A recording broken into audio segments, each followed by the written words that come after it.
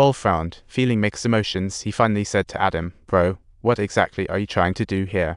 He kicked Adam out of the car, ready to zoom away, and ever since they got real with each other, Paul was like a new person. He envisioned all sorts of beautiful pictures, hoping to help Casey find her spark for life again. During her treatment, Casey slowly realized life's pretty adorable. It was the first time she felt courageous, wanting to fight fate for her husband, for herself, and her beloved. Seeing her son grinning at his phone, Casey knew he was smitten. She imagined him in a tux on his wedding day, looking fly as ever. Too bad she'll miss it. She left a heartfelt message, hoping his future wife cherishes his love. Don't go shattering the pure and wonderful aspirations in his heart, please. Before she finished, Adam rushed back and grabbed the phone, looking as innocent as a puppy. Mom's sneaky tears went unnoticed by him. Later that night, Casey was gearing up for bed. Suddenly, she spotted Marlene rummaging in bushes, curiously approached, noticing she was shorter today. "You look sweet. Which planet are you from?"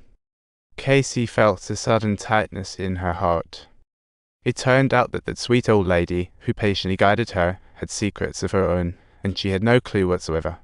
Despite being full of cracks, she remained optimistic, showering others with comfort.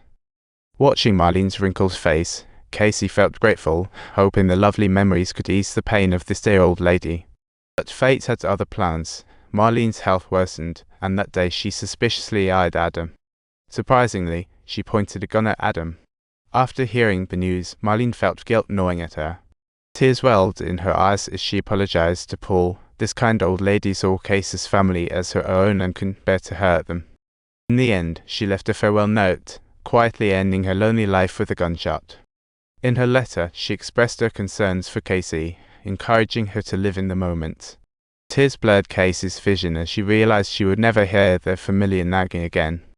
"Don't go losing the things you left behind." It felt as if Marlene was softly reminding her from behind. "Wherever you want to go, don't be afraid. It'll be here waiting patiently when you're truly ready to go." Marlene bequeathed her only house, along with that dog, to Casey. The dog that once clung to her now refused to leave the place. After saying goodbye to Marlene, Casey tried to comfort her son. However, Adam showed no sign of grief, not even a flicker of sadness crossed his face. Casey began to feel puzzled, until one night while watching a movie, the adults were crying rivers, yet Adam was as cool as a cucumber. That's when she realized her baby boy still hadn't quite grasped the concept of death. Perhaps due to Marlene's blessings in heaven, Casey got a rare chance for clinical trial surgery. Although the hopes were slim and risks high, her family dynamics and lifestyle satisfied Casey to her core. She wanted to firmly grasp and make full use of this valuable opportunity, and Casey fully understood this. Once she began treatment, there was no way to keep her from Adam, so that night she acted all breezy. With a big smile, she told her son about her condition and feared that she'd bounce back after treatment. All along, Casey carefully monitored Adam's reactions, grateful that everything went as planned. He showed no grief or tears. Before treatment, the halted pool was approved.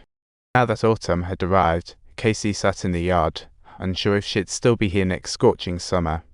At the hospital, Paul stayed by her side, and they exchanged silent glances.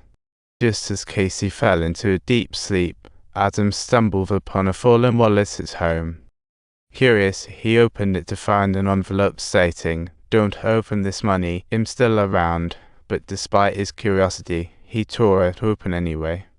Inside was a key that led him to a garage, and when he opened the door, he was greeted by countless gifts and a photo of him with his mom.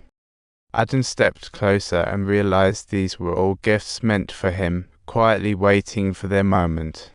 It was only then that Adam's understanding of this started to come into focus, no longer just a simple word. Instead, it turned into a longing that pierces through to the very depths of one's heart, and a genuine, irrevocable goodbye. Meanwhile, in the hospital, Casey was still asleep.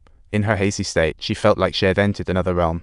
Here, there was no pain or worries, and the backyard pool was all fixed up. Marlene seemed to dance in the breeze, As if welcoming Casey, everything felt rejuvenated. This epic story is called If There's Tomorrow, highlighting the unpredictability of life. Just like in life, accidents and illness come without warning to shatter the peace. At that moment, tomorrow was no longer just a continuation of mundane life, but a precious unknown opportunity. You might choose to stay confused, but subscribe, for excitement awaits.